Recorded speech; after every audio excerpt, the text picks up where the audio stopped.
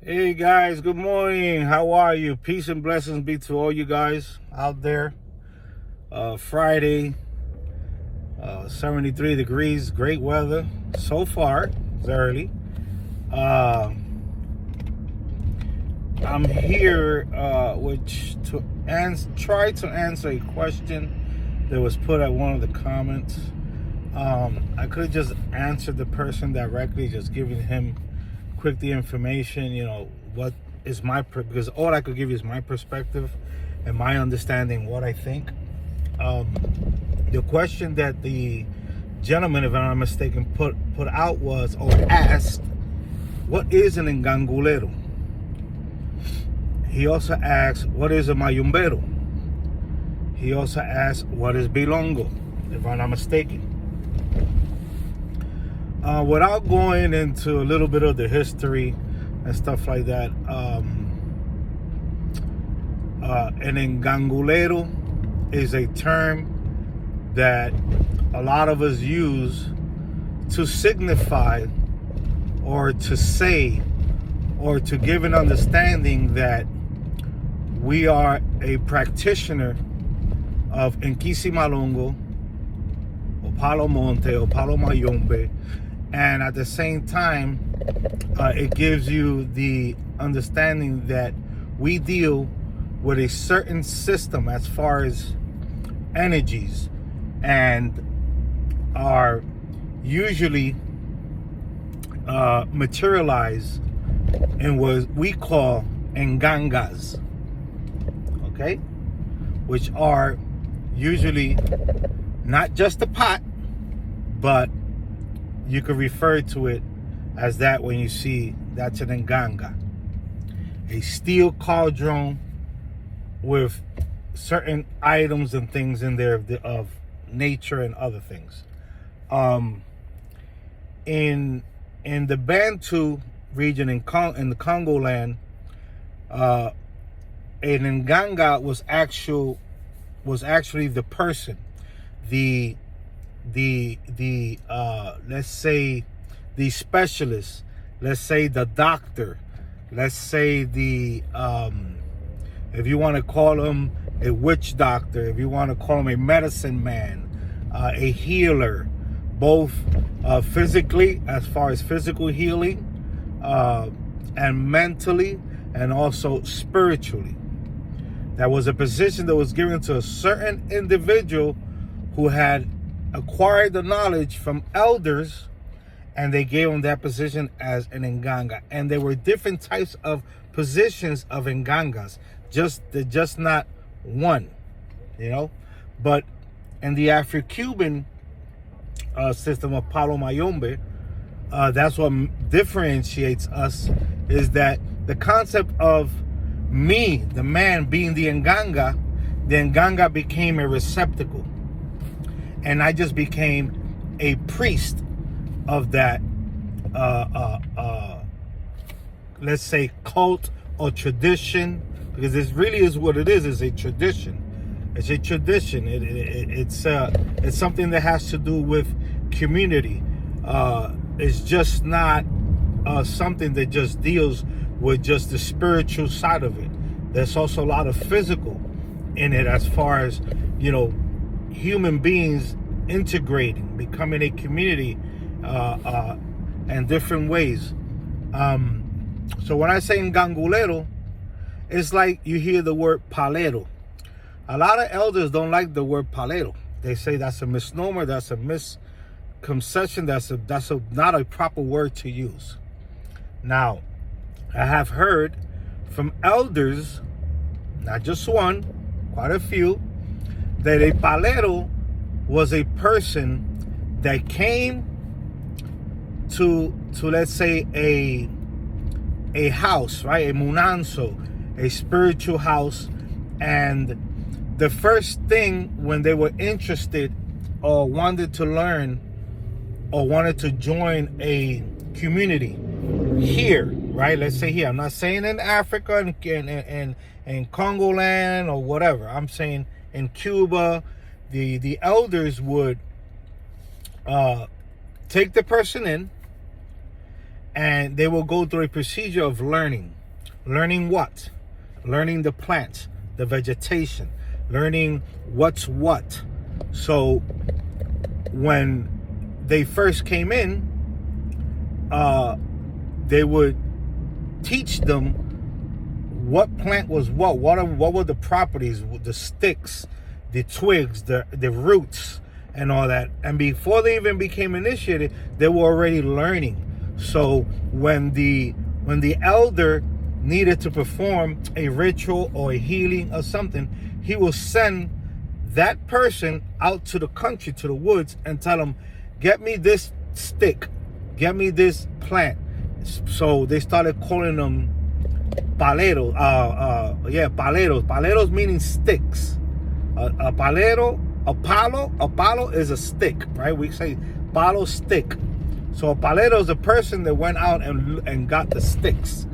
That's for a lot of the elders that I have spoken to. I'm not saying all agree and all that, but they have told me this. And then some say there's no such thing as a palero. But that's what I have got. And I have stuck with that because it makes sense. He was a collector of sticks. He was a collector of the twigs, of the things that were needed to be able to make empolos and do certain things for healing, medicine. Like I said, whether physically or spiritually. So, and gangulero is the same thing. There's just a word that's being used and has been used to say, this is what I practice, this is the tool that I use, and so forth and so on. When you say mayumbero, you got to remember there's a rama, which is mayombe. Some also call it yombe. So a mayumbero is a person that either comes from the rama yombe or mayombe, and they just say mayumbero because this is what they practice, this is what they follow. When you say briyumbero, same thing. This is a rama called briyumba, and the person is saying, this is what I practice, this is what I do, I'm a briyumbero. He just say I'm briyumba. Like me, I say I'm briyumba, but I'm not just briyumba. I'm briyumba mulemba. Briyumba mulemba. Okay? It's just a way to differentiate and say almost like what is the type of Rama lineage that they follow or they are part of. And when you speak about Bilongo really just means medicine. Bilongo means medicine. That's what it is, medicine. When you hear the word witchcraft, right? People get this, oh, that's a witch. Why? Or he's a witch. Why? Because they use twigs and plants and leaves and herbs and roots to heal people. Medicine have the majority of medicine contain natural substances from the earth, whether by root, by bark, by tree, by leaf, by seed, by flower, all types, and what you consume as far as medicine, whether you take an Advil or you take a Motrin or you take a Tylenol, you're consuming Bilongo. You are using Bilongo to cure yourself. It's just that we rather use the natural resources that we have and use that. And we use it in a spiritual way and in also a physical way. So in all true reality, that is what it is. A lot of us call this also malongo. A lot of us also call Bilongo malongo because some of us understand that Malongo is everything that has to do with the vegetation, the country vegetation, herbs, plants, all this. But you will hear also that some people say that Malongo is not that. Malongo has to do with playing an instrument, drums. But these little changes, these little things here and there, people have different understandings on it, and they follow it in a certain way. Palo has evolved with time, and different ramas, meaning when I say rama, I'm saying different branches. Let's say you have a tree, right, that rises up.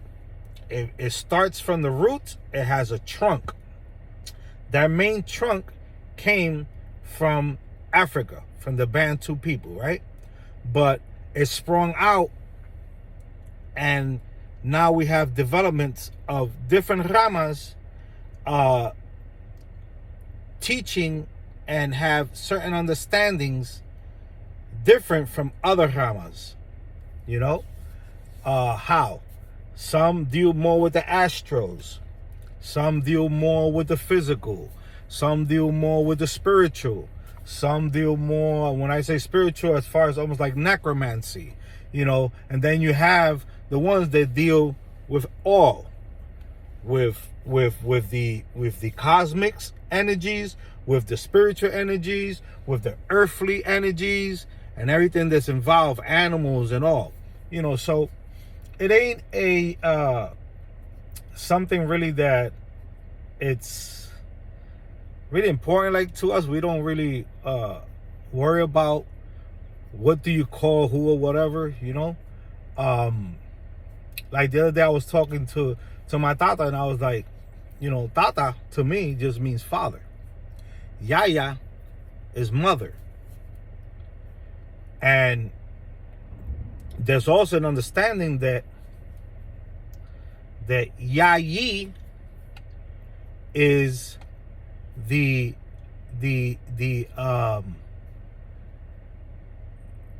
madrina, meaning the priestess. Yayi, not Yaya, Yayi, right? And then Tata means father.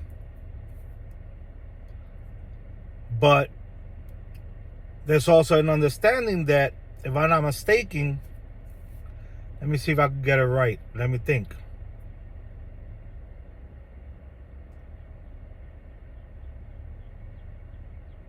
The Taita is the padrino, the spiritual priest.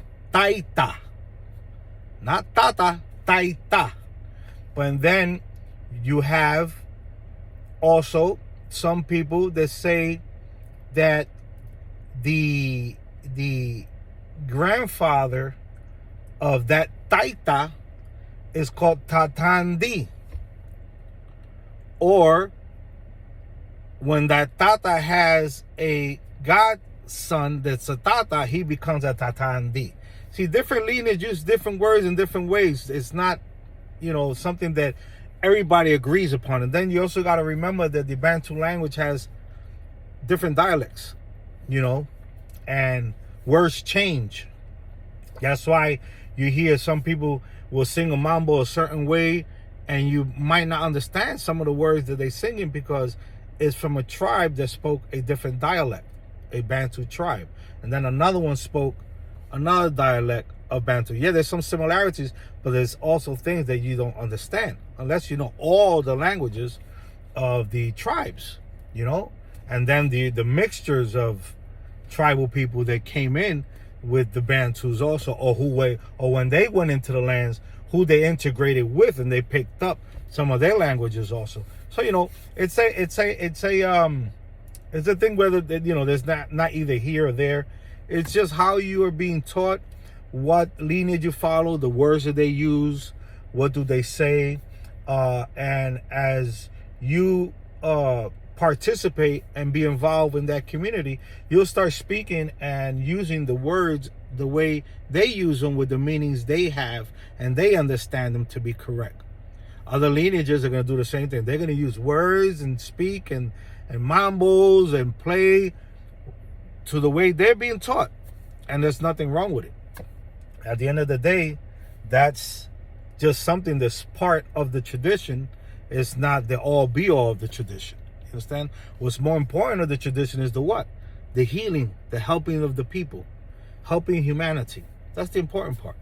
All the rest really is just extra, you know? That's fine and it's great. But in all true reality, when a person comes to you sick, you're not going to start singing to him. You're not going to start explaining to him the language. You want to find out what's the situation, what's the problem, and you want to cure it and help that person out. Down the line, if that person feels they want to integrate or learn more about it, then that comes in time. So anyway, I hope I answered your question. If anybody else has any more understanding on the subject and wants to chime in and leave it in the comments, feel free. Tatas, yayas, whoever, engellos, Pino Nuevos, whatever. I'm fine with it. As long as you keep the comments respectful, I don't have a problem with it. Thumb up the video for the algorithm. And salam alaikum, alaikum salam, kasambia lakutare. Today, Friday. Yippee! I don't know why I'm so happy for. Tomorrow I'm working too in the house. That's my wife. She puts me to work. Bless you guys.